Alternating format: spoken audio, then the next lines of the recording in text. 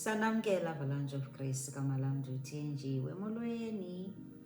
Sizawufunda Chronicles, 1 Chronicles 4 verse 9 and 10. Izikronike zokuqala, isahluko sesine, ivesi yethoba neyeshumi. Yakaloku uYabetse ebezukile kunabazalwane bakhe. Unina wamthiya igama lokuba nguYabetse esithi ndimzele ngokubulaleka. uYabetse wamnqula uThixo wakwaSirayeli wathi ngamana wansikelela wawandisa ummandla wam. Isandla sakho saba nam wandithintela ebubini ukuze ndingabulaleki. UThixo wamenzela loo nto wayicelayo. Oh, hallelujah.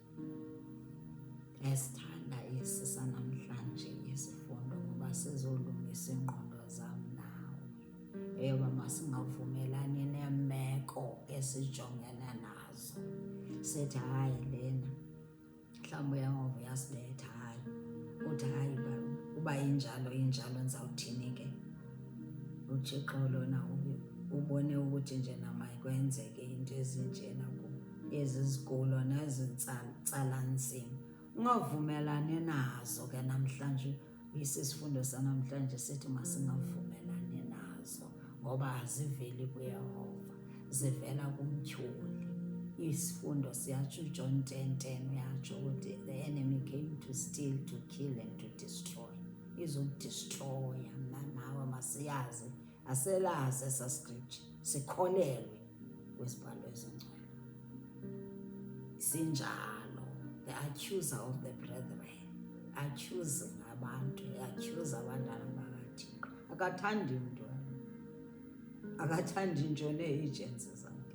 Accusing you ngelena nale, ikukhumbuza ngepast yakho. Namhlanje uYesu uthi nje nantsi izolungisa ingqondo yakho. Ufuzosilungisa kule sizini.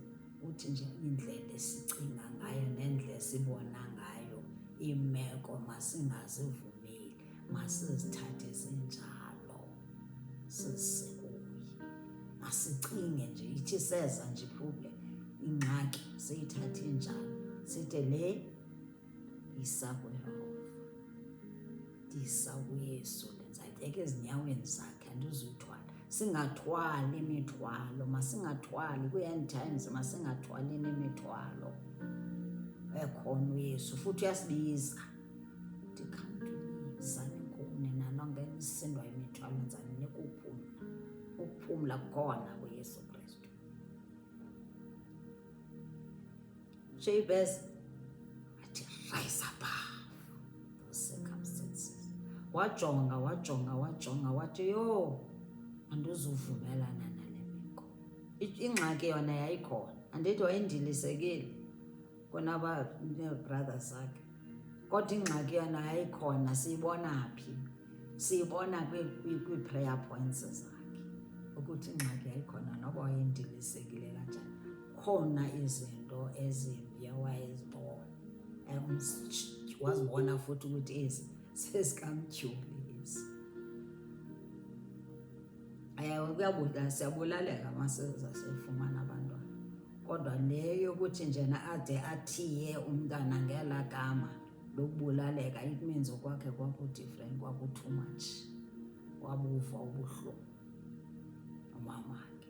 Masingamblame, kodwa thina masingathiyeni abantwana bethu ngamagama abazawubasokolisa. Uyayazi into yabantu abakudala, abantu bakudala babe nayo loo nto yosinika la magama asincamathelayo, asitsalisa nzima. Hayi, uyabazi abazali bethu, uyabazi, kodwa nathi sinesolution yoba singawavumeli loo magama lawo, ususe lo gama lelo. Nantsi isisombululo sengxaki zethu, isisombululo nasi ukuthi ithathe njalo yenayo kuYesu. Fana noJabez, ukhona utsala nzima kwakukhona, wathi wafika wathi there is God in Israel. Wathi ukhona uThixo kaIsrayeli. Sasithatha zonke izingxaki, andizuvumelana nayo yonke le meko yeligama elibi elindibanisa nobuhlungu. Wathi izandincamathela le, wathi andizuvumelana nale meko. Jebezi wayanayo ekamereni yakhe. Nawe iyakuba nendawo yakho yothandazela, uye nazo zonke iingxaki zakho. Uhlutshwa abantwana, uhlutshwa ubutywala bupheli, ingxaki heyi kuyaqhonyiswa. Ungahlali apho kuloo meko yokuthi hayi abazali bam babeqhomisa, abazali bam babesenza lena isintu.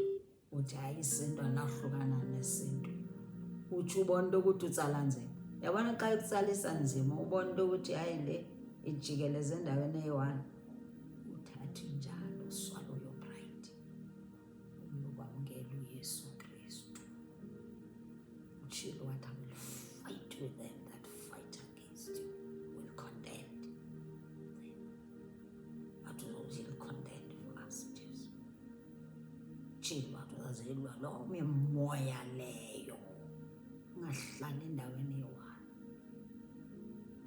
Usuthi hayi funa upliza abantu, ungapliza abantu ubona into ukuthi utsala nzima. Ungasokolisa abantwana bakho ukuthi abantwana bakho nabo babetsale nzima.